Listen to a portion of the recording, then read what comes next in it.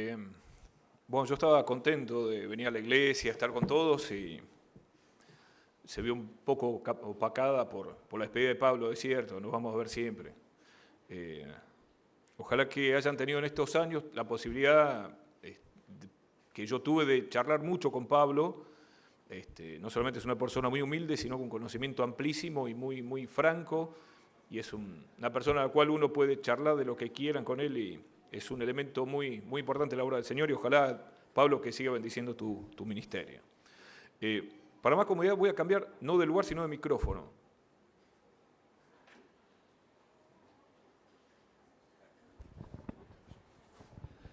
Me gusta más este que el naranja, pero es un problema cromático nada más. Vamos a abrir la palabra de Dios, ya que avanzó bastante la hora, y a meditar en una historia de un personaje no muy feliz, pero sí nos deja mucho para aprender, que conocemos los que hemos estado en la iglesia desde chicos, los conocemos chiquito. En mi casa, personalmente, los últimos 8 meses por lo menos es el top 2 más o menos. Las 2 historias más contadas en mi casa todas las noches de este personaje. Mi hija es una fanática de la historia de este hombre, que vamos a hacer un repaso de su vida. Así que los invito a buscar en Números, en el capítulo 22 de Números. Vamos a ver la historia, Keila, ¿de quién? De Balaam. Vamos a repasar un poco de su historia. Algunos hechos en los cuales creo que recordaremos algunas enseñanzas, y si no también vamos a quizás descubrir, Dios quiera, algunas otras.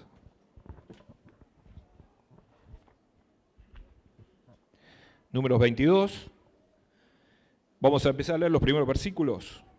Partieron los hijos de Israel y acamparon en los campos de Moab, junto al Jordán frente a Jericó. Y vio Balac, hijo de Zippor, todo lo que Israel había hecho al amorreo, y Moab tuvo gran temor a causa del pueblo, porque era mucho, y se angustió Moab a causa de los hijos de Israel. Y dijo Moab a los ancianos de Madián: ahora lamerá esta gente todos nuestros contornos, como lame o el buey la grama del campo. Y Balac, hijo de Zippor, era entonces rey de Moab. Siempre nos introducen en la historia y nos cuentan en qué momento de la historia está sucediendo esto. El pueblo de Israel estaba yendo a su lugar de destino, estaba en la última etapa. Si ustedes se dieron cuenta, acampan frente a Jericó, que fue la primera conquista en la Tierra Nueva. Todavía no habían cruzado, Moisés seguía siendo el líder, y acamparon cerca, en el límite con los moabitas. Los moabitas, que era un pueblo, que eran parientes, por otro lado, de los hebreos, de los judíos. Sin embargo, Dios había ordenado a Moisés que no se metan en territorio de los moabitas, cosa que ellos evidentemente no sabían.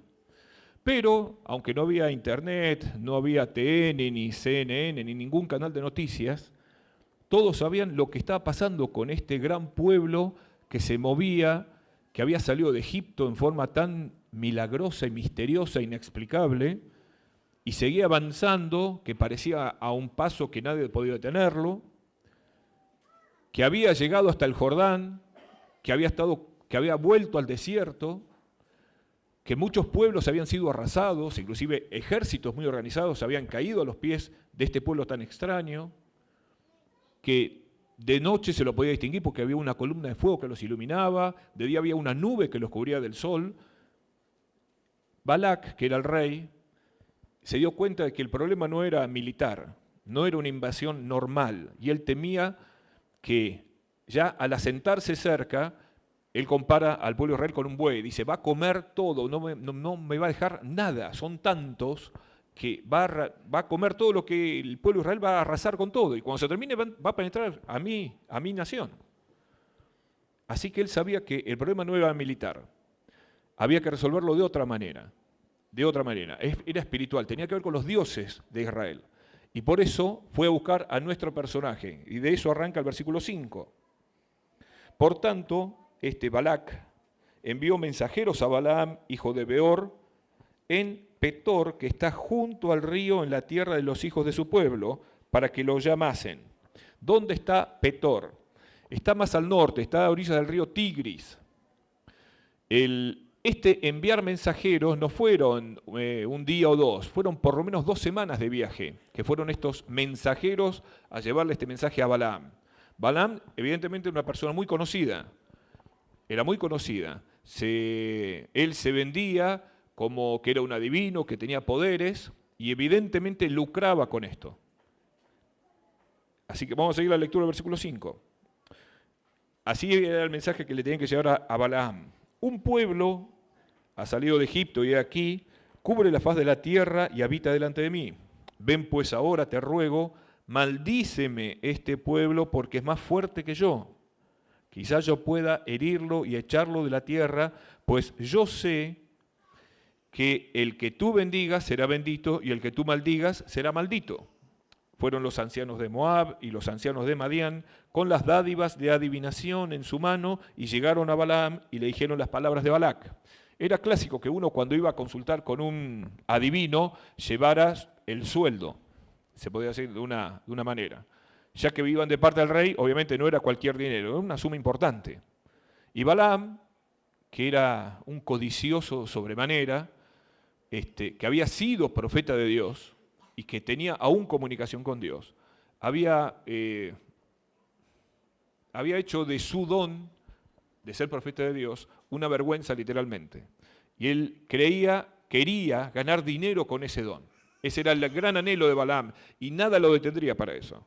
Por eso, cuando le dijeron todas estas gentes a Balaam, ¿qué respondió él? Hacía falta que Balaam no sabía quién era el pueblo de Israel, si bien él no era del pueblo de Israel, no era de origen israelí, sabía perfectamente que era el pueblo de Dios.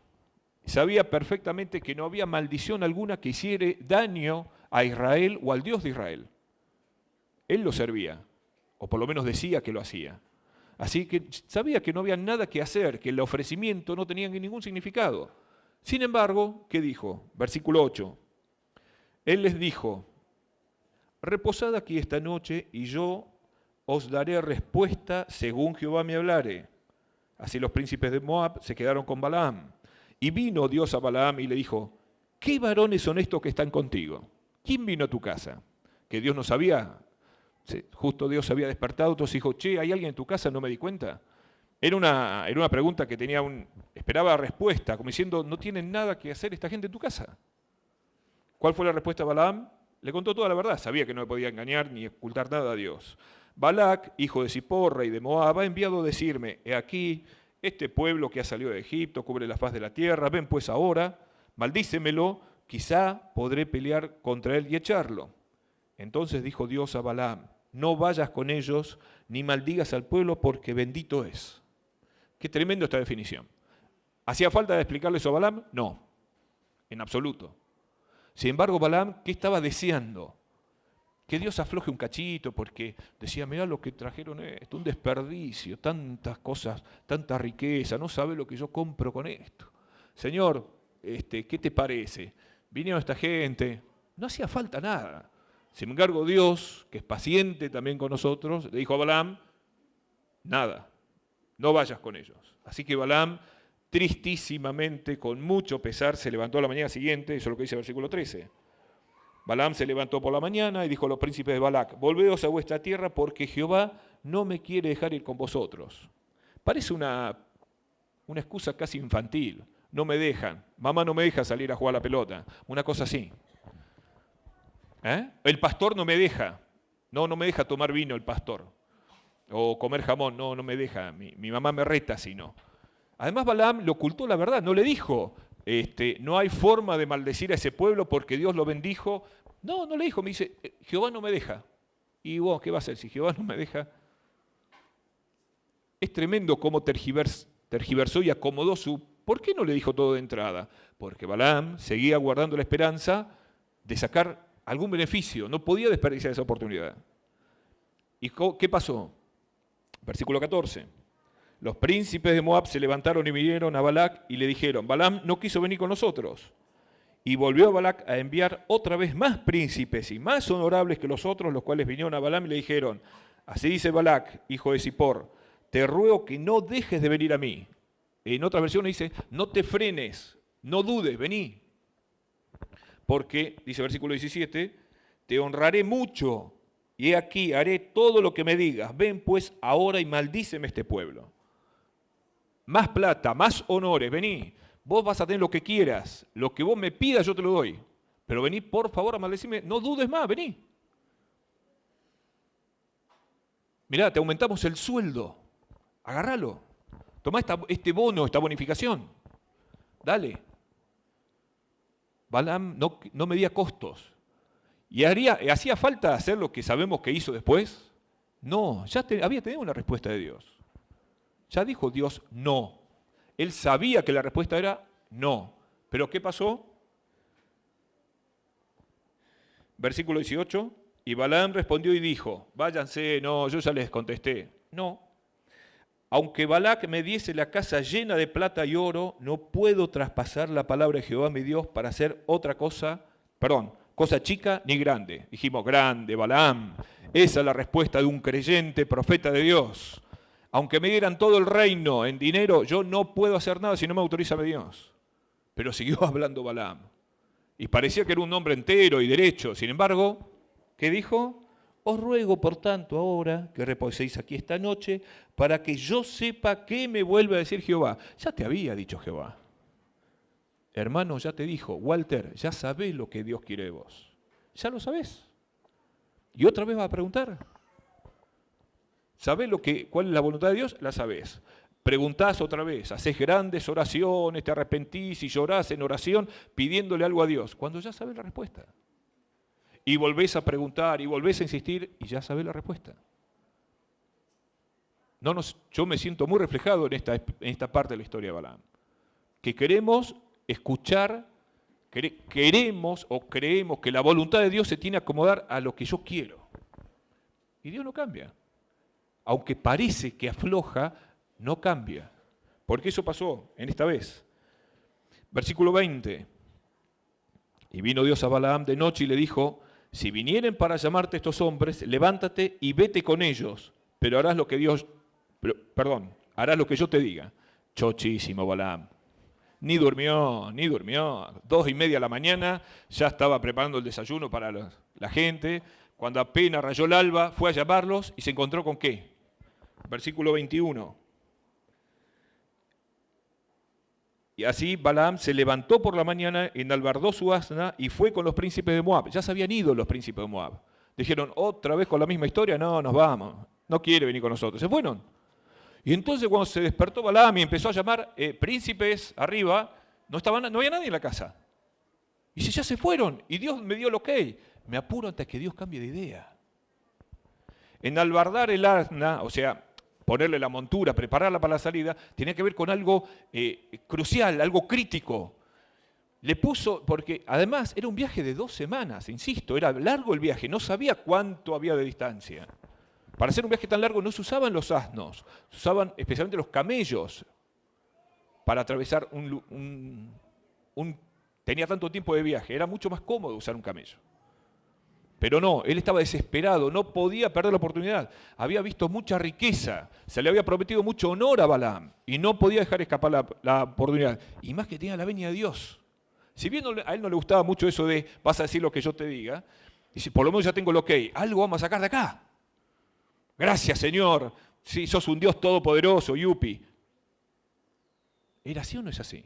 A veces nosotros creemos que las respuestas de Dios aparentes positivas y que se ajustan a lo que nosotros queremos, creemos que es una respuesta de Dios. Sin embargo, Dios no nos responde, Él no cambia. Solo que deja que nosotros aprendamos la lección de nuestras malas elecciones, porque Dios no fuerza nuestra voluntad. Pero si nosotros nos ajustamos a la voluntad de Dios, sabemos lo que tenemos que hacer. Versículo 22. Y la ira de Dios se encendió porque él iba. ¿Cómo que se encendió? ¿Por qué se enojó Dios? Me dijiste, sí, anda tranquilo, y ahora te enojás.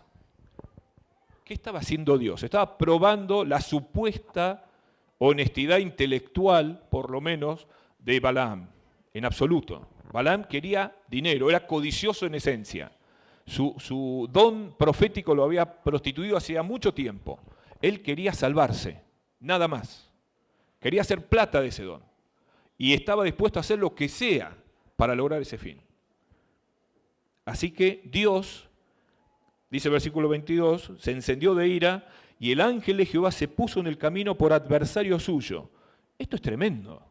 ¿Quién es nuestro adversario por naturaleza? ¿El ángel de Jehová? No, en absoluto, todo lo contrario. Es Satanás. Es más, Satán, en hebreo es adversario. Es adversario. Eso es Satán, que después se deriva obviamente de Satanás, que es el nombre más amplio. Eso es adversario. Sin embargo, el ángel de Jehová se puso por adversario. ¿Por qué se puso de adversario el ángel de Jehová? ¿A dónde iba a agredir? ¿O a qué quería hacer Balaam? ¿A quién iba a agredir? ¿Al pueblo de Dios? Claro que sí. Y en ese sentido Dios se puso como adversario. No de Balaam, no de un hijo suyo. Dios se pone de adversario y de protector de su pueblo cuando ve que corre peligro. Qué tremenda la protección que tiene Dios por sus hijos y por su pueblo. Seguimos. Versículo 22 todavía. Iba pues él, o sea Balaam, montado sobre su asna y con él 2 criados suyos. Y el asna, y ahora empieza la parte quizás más entretenida, más, no sé, novelesca de la vida de Balaam. La que lo recordamos siempre es por este hecho. Es por este hecho. Y vamos a ir despacio con esto. Versículo 23. Y el asna vio al ángel de Jehová que estaba de camino, con su espada desnuda en su mano, o sea, desenvainada, y se apartó el asna del camino e iba por el campo. El asno vio el ángel de Jehová. ¿Y qué hizo? Y tuvo miedo, obviamente. Era un animal irracional. Pero esa escena lo turbó y se fue. Y salió del camino y empezó a caminar por el campo. Lleno de abrojos, espinas, árboles, pinchudos.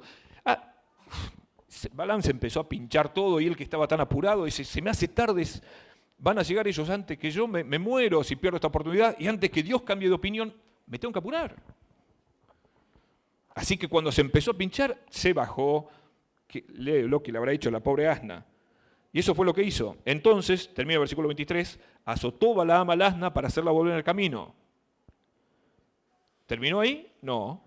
Pero el ángel de Jehová se puso en una senda de viñas, que tenía pared de un lado y pared al otro. Y viendo al asna, el ángel de Jehová se pegó a la pared y apretó contra la pared el pie de Balaam y volvió a azotarla. Dice Balaam, ¿pero qué le pasa a este animal? Justo ahora se me pone a hacer el terco, te voy a reventar. Y agarró lo que tenía y le empezó a pegar a ese animal. Después, ¿hay un mensaje con respecto al castigo de los animales? Claro que sí, claro que sí. Después lo vemos. Versículo 26, sigue la historia. Porque él seguía sin ver. Él lo único que quería ver era no perderle pisada a estos embajadores, estos ancianos. Quería la plata. El ángel de Jehová pasó más allá y se puso en una angostura donde no había camino para apartarse ni a derecha ni a izquierda. Y viendo, ni siquiera, agrego yo, ni siquiera daba la posibilidad de retroceder o dar vuelta. No podía escaparse, no había forma de esquivar al ángel de Jehová que estaba parado con su espada desenvainada. Y viendo el asna, el ángel de Jehová, se echó debajo de Balaam y Balaam se enojó y azotó el asna con un palo. Ya era el colmo de los colmos. Que el burro, si fuese un porteño, este animal podrido, se tira al piso, se dé vuelta y me aplaste a mí. Ahora que estoy apurado. Balaam estaba tan ciego, estaba tan enfermo, estaba enfermo con la situación, estaba ansioso, se le escapaba su oportunidad de su vida. El burro que no le hacía caso, agarró lo que tenía y le empezó a pegar hasta que le dolió las manos de tanto pegarle al asna. Y tan ciego estaba que no se dio cuenta de lo que pasó después. Solo 2 casos en la Biblia hay de un animal que habla. El primero está en Génesis. ¿Se acuerdan? La serpiente. Bien. Y el otro único caso es este. ¿Cuál fue la conversación? Es extrañísima esto. Y bien, perdón, 28, versículo 28. Entonces Jehová abrió la boca del asna, el cual dijo a Balaam: ¿qué te he hecho que me estás azotando estas 3 veces? ¿Qué haces? ¿Por qué me pegás? ¿Qué hubiésemos hecho nosotros? Uy, hay que llamar a la tele rápido, canal C5N, que venga un móvil y me filme porque mi burro está hablando. Pero Balaam estaba tan sacado, tan fuera de sí, que no se dio cuenta que estaba hablando con un burro. No se dio cuenta, pues lo contestó, empezaron a discutir. Y Balaam respondió, versículo 29, porque te estás burlando de mí. Otra versión le dice, me estás tratando como un nene. Me estás pasando por encima. Te estás haciendo el canchero si fuese porteño. Te estás haciendo el vivo conmigo, le dijo Balaam. Me tenés harto. Estaba ciego, estaba totalmente ciego, estaba sordo. Balaam no entendía que estaba hablando un burro, que el burro lo estaba tratando de entrar en razón a un profeta de Dios. Es muy insólita esta situación. Y él sigue discutiendo. Pero el burro dijo una cosa más. Y el asna dijo a Balaam, versículo 30, ¿no soy yo tu asna? Sobre mí has cabalgado desde que tú me tienes hasta este día. ¿He acostumbrado a hacer algo así contigo? Vos me conocés desde potrillita. Me criaste, nos criamos juntos casi. ¿Alguna vez te dice eso?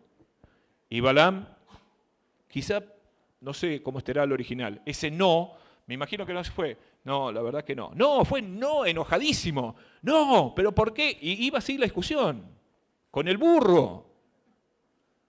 Insisto, Balaam discutiendo con su burro. ¿Con quiénes discutimos nosotros? Nuestras decisiones. Y nos empecinamos en lo que queremos o lo que creemos hacer, y a veces ni un burro nos hace entrar en razón. Y esto no era una decisión menor. No era que el burro le dijo, che, cambia el canal, estás mucho tiempo en internet. No, no era una cosa menor. El burro le salvó la vida, literalmente, a Balaam. Fíjense, versículo 31. Entonces Jehová abrió los ojos de Balaam y vio el ángel de Jehová que estaba en el camino y tenía la espada desnuda en su mano. Y Balaam hizo reverencia y se inclinó sobre su rostro. ¿Qué? ¿En adoración? No, estaba temblando de miedo. Sabía que a él lo estaba buscando el ángel de Jehová con la espada. A él lo estaba buscando. Y el ángel de Jehová le dijo, ¿por qué has azotado tu asna estas 3 veces? ¿Qué sos, canchero vos? ¿Que sos vivo? ¿Te haces el vivo con un animal? ¿Que maltratás a los animales? ¿Que sos vivo vos? He aquí, yo he salido para resistirte, porque tu camino es perverso delante de mí. El asna me ha visto y se ha apartado luego de delante de mí estas 3 veces. Y si de mí no se hubiera apartado, si el asno no me hubiese visto, yo también ahora te mataría a ti y a ella la dejarías viva. O sea, gracias a que el asno me vio, vos estás vivo todavía. Tremendo, ¿eh? Durísimo para un profeta de Dios o un ex profeta de Dios que un burro te salve la vida y que el burro vea lo que vos no ves. ¿A quiénes despreciamos nosotros en nuestra vida a veces cotidiana? Que decimos, vos no entendés nada. Déjame a mí, yo la tengo más clara. Y esa gente nos salva. Hasta nuestra vida espiritual puede ser salvada por esa gente. Que a veces nosotros despreciamos, diciendo, deja tranquilo, dime, yo nací acá, no me vas a explicar a mí. Versículo 34. Entonces Balaam dijo al ángel de Jehová, he pecado porque no sabía que tú te ponías delante de mí en el camino, mas ahora, si te parece mal, yo me volveré. Fíjense que a pesar de todo eso, que su vida pendía de un hilo, que zafó por un burro, que dijo, y bueno, Señor, si vos insistís, yo me vuelvo. No le dijo, sí, la verdad que estuve mal, me arrepiento, qué cabeza dura que soy, gracias porque el burro te vio, la verdad estoy agradecidísimo, me vuelvo a mi casa. No. ¿Qué dijo? si te parece que está mal lo que estoy haciendo, otra vez. ¿Aprendió algo Balaam? No, en absoluto. No aprendió nada de nada. Tuvo un momento crítico y Dios permite esas cosas. Crisis violentas, crisis tremendas, el cual nos sacuden y nos ponemos en la voluntad de Dios. Yo no digo que todos los problemas que tengamos sean nuestra culpa, no, yo no estoy diciendo eso. Digo que alguna de las crisis o de los problemas que tenemos nosotros mismos nos metemos, solitos. Y el 90 o todas las veces es esquivando la voluntad de Dios y buscando lo que a mí me parece. Y pedimos que Dios nos libre de eso, y Dios nos va a librar si queremos. Claro que sí, si queremos, Él quiere. No sé si nosotros queremos de verdad. No lo sé. Balaam nunca quiso dejar de ir a maldecir. Es más, él estaba decidido a maldecir al pueblo de Dios. No tenía ningún problema con tal de recibir toda esa plata. No tenía problemas. No tenía problemas. Quería maldecir, quería dinero, quería fama. Era lo único que le importaba. Y aún con el ángel de Jehová con su espada desenvainada, aún con el burro que le habló, Balaam no aprendió absolutamente nada. Nada de nada. Versículo 35. El ángel de Jehová dijo a Balaam: ve con esos hombres, pero la palabra que yo te diga, esa palabra harás. Así Balaam fue con los príncipes de Balac. Y uno cree, y todas esas horas y días que estuvo con su burro yendo, ¿no le dio tiempo a Balaam de cambiar de actitud? No. ¿No empezó a rebobinar todo lo que había pasado? No. No y no. Él tenía una idea fija y a eso iba. Vamos a saltear la historia porque Balac, el rey de Moab, lo va a recibir, etcétera, etcétera. Vamos rápidamente a leer un poquito nomás. 3 veces intentó Balaam maldecir al pueblo de Dios. Eso está en el capítulo 23. Vamos a leer el último versículo de Números 22, el 41. Dice: el día siguiente, Balac tomó a Balaam y lo hizo subir a Bamot Baal, y desde allí vio los más cercanos del pueblo. Y Balaam dijo a Balac: edifícame 7 altares, prepárame aquí 7 becerros y 7 carneros. Le da todas unas indicaciones. Saltamos al versículo 6. Y volvió a él, y he aquí estaba él, está hablando de Balac, estaba junto a su holocausto, él y todos los príncipes de Moab. Y tomó su parábola y dijo, estas son palabras de ahora de Balaam, él le iban a pagar fortuna por maldecir al pueblo de Dios, porque ahí estaba la cosa. Como dijimos al principio, Balac entendía clarísimamente que el asunto era con los dioses de Israel. Era imposible si no hacerle frente a Israel. Dijo Balaam, versículo 7, de Aram me trajo Balac, rey de Moab, de los montes de oriente. Ven, maldíceme a Jacob, ven, execra a Israel. ¿Por qué maldeciré yo al que Dios no maldijo? ¿Por qué de execrar al que Jehová no ha execrado? Porque de la cumbre de las peñas lo veré, desde los collados lo miraré, y aquí un pueblo que habita confiado. No será contado entre las naciones. ¿Quién contará el polvo de Jacob o el número de la 4ª parte de Israel? Muera yo la muerte de los rectos y mi postrimería sea como la suya. Es hermoso lo que dijo Balaam. Es más, dijo, yo quiero morir como este pueblo, con los grandes. Me imagino la actitud de Balac, que decía, ¿qué estás haciendo? Hoy me voy a cobrar toda esta plata, pero si me maldecís, me está diciendo una bendición. Y Balaam dijo, yo voy a decir lo que me dijo Jehová, yo no puedo maldecir, aunque quiera, no puedo. Cambian de lugar, seguimos adelante. Vamos a leer un poquito la segunda bendición, versículo 18 en adelante. Entonces él tomó su parábola y dijo, Balac, levántate y oye, escucha mis palabras, hijo de Zippor. Dios no es hombre para que mienta, ni hijo de hombre para que se arrepienta. Él dijo, ¿y no hará? Habló, ¿y no lo ejecutará? He aquí he recibido orden de bendecir, y él dio bendición, y no podré revocarla. No habrá notado iniquidad en Jacob, ni ha visto perversidad en Israel. Jehová su Dios está con él, y júbilo de rey en él. Dios los ha sacado de Egipto, tiene fuerzas como de búfalo, porque contra Jacob no hay agüero, ni adivinación contra Israel. Como ahora será dicho de Jacob y de Israel, lo que ha hecho Dios. He aquí el pueblo que como león se levantará y como león se erguirá y no se echará hasta que devore la presa y beba la sangre de los muertos. Eran todas bendiciones bárbaras. Ahora fíjense lo que contiene en el versículo 23, habla de algo muy importante que a veces nosotros dejamos pasar. No hay agüero, no hay adivinación.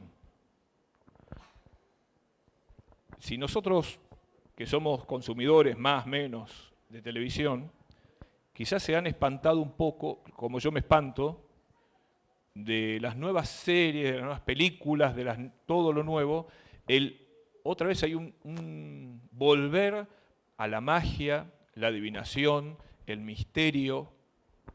Volvieron las películas de terror, pero con un alto contenido pseudo religioso. ¿No han notado eso? Satanás nos está habituando a esas cosas. Es más, creemos que todo pasa, nuestros chicos están acostumbrados a hablar de magia, de fantasía. Sin embargo, Balaam decía, no hay adivinación, no hay nada que nos pueda hacer mal. Nosotros tememos esa comunicación con lo fantástico, con lo que no comprendemos. Y está bien que así sea. No tenemos que ver qué pasa si doy vuelta una copa en casa y le empiezo a hacer preguntas. No hace falta hacer eso. Dios prohíbe eso. Totalmente. Ningún tipo de adivinación, de ninguna clase, puede estar en nuestra casa, ni en nuestro corazón. ¿Qué quiere decir Balaam? ¿Que mientras nosotros estamos acá reunidos, hay gente que nos quiere hacer mal? Sí, exactamente. Mientras ellos estaban haciendo 7 sacrificios y 3 veces Balaam intentó maldecir al pueblo de Israel.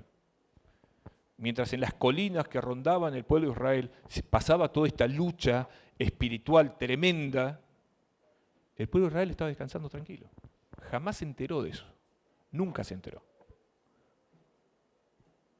¿Qué quiere decir? ¿Que Dios nos cuida aunque no sepamos? Exactamente.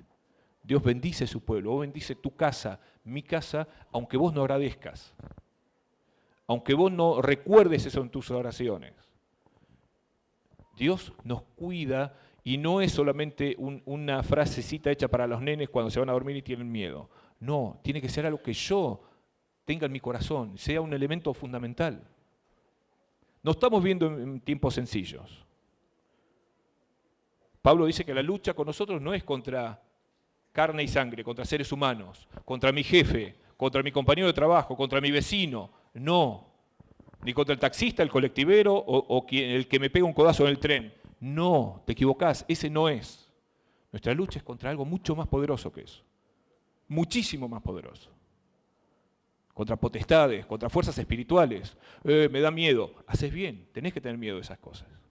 Pero tenés que saber también, al igual que el pueblo de Israel, que vos te podés ir a dormir a las 9 de la noche tranquilísimo, porque nadie te va a poder tocar. Nadie. Aunque venga el mago más poderoso de la tierra, no puede. Aunque venga Satanás en persona, no puede. Satanás sabe perfectamente que el hijo más chiquito del reino de Dios, el más humilde, el que sabe menos, cuando pide de corazón la bendición de Dios, no lo puede tocar nadie. Solo que nosotros no lo sabemos. Nosotros no tenemos idea. Y nos olvidamos de la protección de Dios. Y en estos tiempos, rogar y agradecer por la protección continua de Dios para nuestro corazón, para nuestra mente, para nuestra familia, para nuestra iglesia, es fundamental. Porque vienen tiempos más difíciles cada vez más difíciles. Y quiero terminar mencionando algunas cosas de Balaam. En el Nuevo Testamento se menciona 3 veces a Balaam. Mal, por supuesto, no hay nada rescatable de Balaam como persona. En Apocalipsis 2 se menciona la doctrina de Balaam, no lo vamos a buscar, lo mencionamos nomás. En Judas 11 se habla del error de Balaam, pero sí vamos a leer, ese sí, Segunda de Pedro 2. Segunda de Pedro capítulo 2, versículos 15 y 16. Ahí habla del camino de Balaam. Segunda de Pedro capítulo 2, versículos 15 y 16. Han dejado el camino recto y se han extraviado siguiendo el camino de Balaam, hijo de Beor, el cual amó el premio de la maldad y fue reprendido por su iniquidad, pues una muda bestia de carga, hablando con voz de hombre, refrenó la locura del profeta. Qué testimonio espantoso, ¿no? Él estaba tan comprometido con la recompensa que ni siquiera se dio cuenta que el burro le hablaba. Es muy triste eso, muy triste. Es más, el final de la vida de Balaam no es nada hermoso. Cuando después de un tiempo Dios ordenó al pueblo de Israel que ataque a las moabitas, dentro de todos los muertos estaba Balaam. Claro, ¿le había quedado la sangre en el ojo a Dios? No. Porque cuando nosotros terminamos en pantallazos el capítulo 24 de Números. Si empezamos con el Números 25, habla del pecado de Baal Peor. Peor no porque mejor o peor, no en ese sentido, sino que es un lugar, era un monte, donde había un templo para Baal. Bueno, Balaam hizo toda una estrategia junto con Balac de cómo hacer pecar al pueblo de Dios, porque había que hacer algo. Había que hacerlo pecar contra su Dios. De esa forma, razonaba Balaam, retiramos la bendición de Dios y nosotros podemos atacar. Que en parte hizo eso. ¿Cuál fue el camino de Balaam? Léanlo después ustedes tranquilos. Que lo logró. El pueblo de Israel hizo estragos esa estrategia que hizo Balaam. Así que Balaam, Patriarcas y Profetas dice que cuando Balaam volvió después de estos sacrificios que quiso hacer, quiso maldecir al pueblo de Dios, el Espíritu de Dios se retiró definitivamente de la vida de Balaam. Y fue ahí que él empezó a pensar, dice, yo tengo que hacer algo, tengo que ir a hablarle a Balac y darle una estrategia, porque yo quiero plata. Y volvió, y después que diseñó su estrategia, fue a hablar con Balac. Y entre ellos pensaron el pecado de Baal Peor. Estamos viviendo momentos muy solemnes para la historia del mundo, para la historia de nuestra iglesia y para nuestra vida personal. No es un momento sencillo, no lo es. Si estamos por un momento pasando en nuestra vida personal, por momentos de bonanza, de felicidad, aprovechémoslo. Aprovechemos y demos gracias a Dios por esos momentos. Si tenemos buenas perspectivas de aquí, este año y los que siguen, de progresos, aprovechémoslo y demos gracias a Dios por eso. Pero no van así a hacer las cosas ahí permanentemente. Lamento decirles. Y hay muchos Balaanes y Balaxes que están queriendo destruirnos. ¿Por qué? ¿Pues nos tienen envidia? No. ¿Porque tenemos más plata que ellos? No. ¿Cambiamos el auto más seguido? No, no es por eso. El problema es con nuestro Dios. Y si hay algo que molesta mucho al enemigo, es que el Hijo de Dios, con humildad, con problemas, perdiendo trabajos, perdiendo amigos, progrese y sea feliz. Esa felicidad no la entiende la gente común. No entiende cómo podemos nosotros sacar del diezmo, yo que encima cobro la mínima, saco igual el diezmo y lo entrego. ¿Te falta algo? No. ¿Tenés casa propia? No. ¿Cómo haces? No lo sé. Eso la gente no lo entiende. Y hay mucha gente que eso es un testimonio, nosotros somos testimonios vivientes. Si Dios quiere eso, que decís, ¿cómo haces? Pero hay gente que no es así, que siendo elemento de Satanás desea nuestra perdición. Y mi deseo para hoy, para la iglesia y para cada uno de nosotros que estamos acá, es que, primero, que escuchemos a los burros. Y ya saben a qué me refiero. Escuchemos a los burros, pues nos pueden estar salvando la vida. Y segundo, demos gracias a Dios por sus cuidados, continuos, siempre están. Y el último deseo y la última reflexión es, nosotros ya conocemos la voluntad de Dios. No querramos forzar que Dios cambie su voluntad, no es así. Si nosotros ponemos en la voluntad de Dios, sigamos adelante. ¿Va a ser difícil? Va a ser muy difícil. Pero si estamos con Dios, aguantemos. Dios nos va a mostrar cómo salimos. Porque si no, corremos el riesgo de terminar como Balaam. Y no estaría bueno. Y como decía Pablo, también, el deseo es que seguramente en poco tiempo, podamos vernos así, no sentados en bancos, no vestidos de traje, de jogging o de jean, sino todos con la ropa que Dios nos da. Ya no nos vamos a llamar ni Jorge, ni Fernando, no, ya vamos a tener un nombre nuevo. Ya no vamos a tener que preocuparnos por los alquileres, ni porque todas las llaves de casa antes de salir estén cerradas, ni que deje el auto y me lo lleven. Ya está, se terminó. Falta poco para eso. Y la invitación es que entre todos podamos estar preparados para ese momento. Dios nos bendiga.